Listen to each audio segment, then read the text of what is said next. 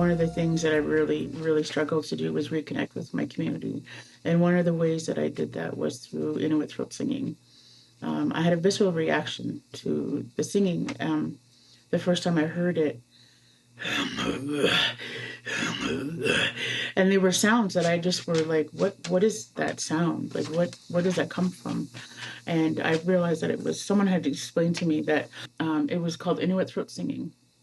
And I was amazed about it, but I was also afraid to ask, to learn. And it comes from having been adopted. Sometimes we have this thing called imposter syndrome where we walk around and we want so desperately to reconnect, and yet when we have a chance to, there's this doubt. I had a self-doubt in my mind, saying to myself, like, do I have a right to do this? Like, is this something that I'm allowed to do? Am I, how do I learn? Who do I learn from? And there's this fear that happened inside me when it came to wanting to learn from my my community members, and I had to go and search out somebody, and which is something that I did. I actually met my my best friend today, Tackling Partridge. She's more than a best friend. She's actually, I consider her my sister. We met in university, and she also was looking to learn how to throat sing, and so we went and searched out Evie Mark, who's an incredible throat singer, and we asked her to learn. And what I learned over time is that within the Inuit community, it's not like throat singing is not ceremonial singing. It's not like hand drum songs where you have protocol, where you have to feed the drum, where you have to offer tobacco, where there's a whole bunch of things that you have to do in order to get songs and learn how to do songs. And there's ceremony songs, and there's like lodge songs, and then there's like performance songs, and there's round drum songs, and all these things, round dance songs.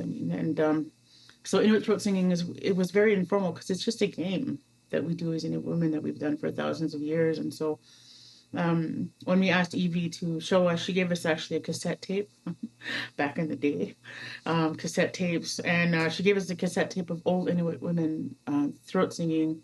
And we had to sit there next to the speaker and listen and try to disseminate who was doing what sounds, or what was the sound that they were doing. And we did that for hours actually, with our ear to we were actually sitting on the ground, and we had the ear to our speaker, and we were like, what is that sound? And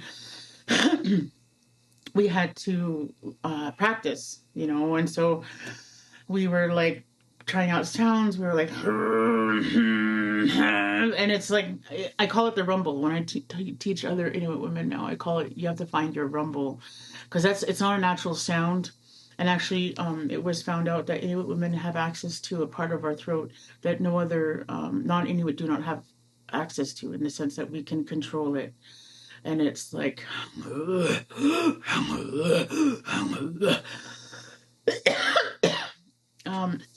excuse me. This is a side effect of throat singing, by the way. Sometimes we end up coughing because we're actually accessing our vocal cords, and we're pushing air through with our diaphragm. And so it irritates our throat, but if you do it long enough, you can really get good at it. So at first it started off being like a cultural thing. It started off being a way for me to reconnect, but now it's become a way for me to exhibit our culture in a contemporary way. And it helps people reshape their idea of Inuit people, that we are not stuck in the past, that we're not stuck in igloos, even though that wouldn't be a bad thing. But we are also contemporary. So I've sang with the Montreal Symphony Orchestra. I just recently went to Italy to sing for a silent film festival. I have sang with Bobby McFerrin. I have gone to the States. I've gone and I've sang in Paris. And I've done Inuit throat singing on a gondola. And I've done techno music with throat singing. And I've sang with a Senegalese singer. And but I've also used throat singing as a way during performances to also teach others about who we are. So we do Inuit throat singing, but we also talk about relocation. We also talk about the dog slaughter in 1952. We talk about the TB sanatoriums. And so it's for me a bridge, a gentle way, because music is an international language that when people are moved by music, sometimes their hearts are open to hearing more about who we are. And so for me, throat singing has been really transformative in my own healing, but also in the relationships that I have with the non Indigenous members of the community.